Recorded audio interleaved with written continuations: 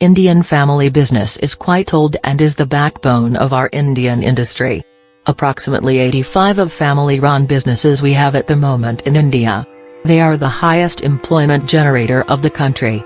COVID-19 has shaken complete family-run businesses as this uncertainty has pushed them to think differently.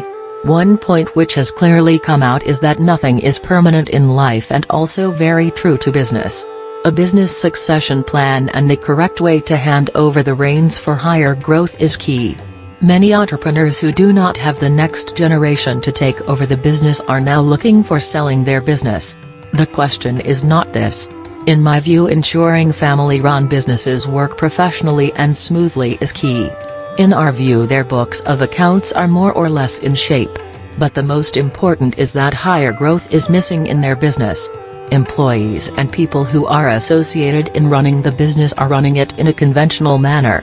Their inability to attract talent and retain them with market salary structure is an issue. If we look at the world family business contribution to their respective countries' GDP, it is more or less the same number like India. At world level, family business contributes a lot to the GDP. Corporate governance is an issue with many family-run businesses, either due to lack of knowledge or something which we do not know. They need a leader in the organization to fuel growth. They need to separate the leader running the organization from the owner. Family-run businesses in India should focus on the following: A role of an owner and CEO running the company should be defined clearly. B. Build corporate governance in the company. C. Build risk-taking ability. D. Next generation should get role basis their strength, but CEO should be always an outsider.